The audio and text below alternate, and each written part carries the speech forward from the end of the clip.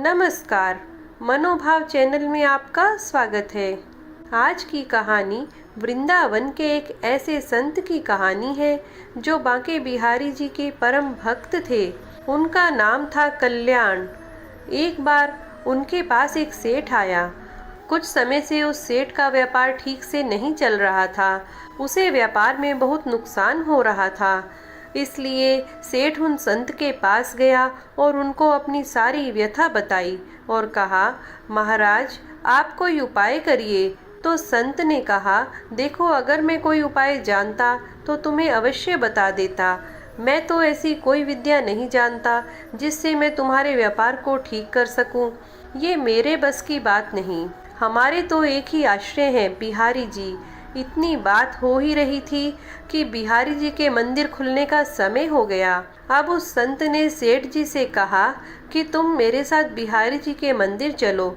ऐसा कहकर वो संत उन्हें बिहारी जी के मंदिर में ले आए और अपने हाथ को बिहारी जी की ओर करते हुए उस सेठ को बोले, तुम्हें जो मांगना है, जो कुछ कहना है, इनसे कह दो। ये सबकी कामनाओं को पूर्ण कर देते हैं।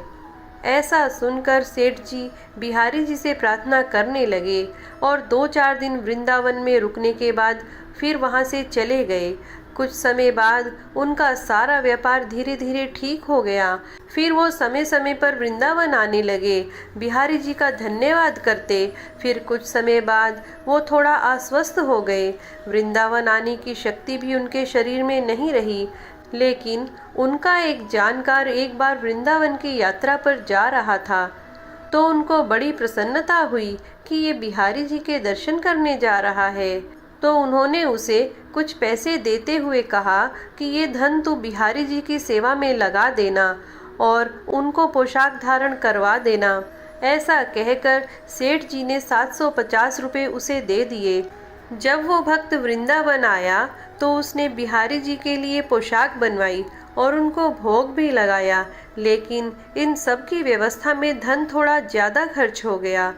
उस भक्त ने सोचा कि चलो कोई बात नहीं, थोड़ी सेवा बिहारी जी की हमसे भी बन गई तो कोई नहीं। लेकिन हमारे बिहारी जी तो बड़े नटखट है ही। अब इधर मंदिर बंद हुआ तो हमारे बिहारी जी रात को उस सेठ के स्वप्न में पहुंच गए। अब सेठ स्वप्न में बिहारी जी की उस त्रिभुवन मोहिनी मुस्कान का दर्शन कर रहे हैं। उस सेठ को स्वप्न में ही बिहारी जी ने कहा, तुमने जो मेरे लिए सेवा भेजी थी वो मैंने स्वीकार की, लेकिन उस सेवा में 249 रुपये ज़्यादा लगे हैं। तुम उस भक्त को ये रुपया लौटा देना। ऐसा कहकर बिहारी जी अंतर ध्यान हो गए। अब उस सेठ की जब आँख खुली तो वो आश्चर्यचकित रह गया कि ये कैसी लीला है बिहारी जी की। अब वो सेठ जल्द से जल्द उस भक्त के घर पहुंच गए तो उनको पता चला वो तो शाम को आएंगे। जब शाम को वो भक्त घर आया तो सेठ जी ने उसे सारी बात बताई तो वो भक्त आश्चर्यचकित रह गया कि ये बात तो मैं ही जानता था और मैंने ये बात किसी को बताई भी नहीं।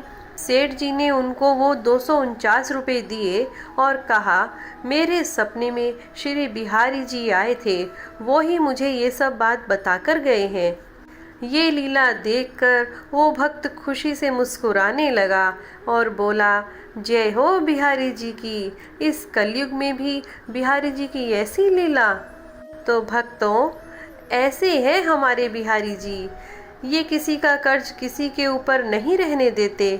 जो एक बार इनकी शरण ले लेता है फिर उसे किसी से कुछ मांगना नहीं पड़ता, उसको सब कुछ मिलता चला जाता है। तो प्रेम से बोलिए, जय जय श्री राधे, जय श्री कृष्णा।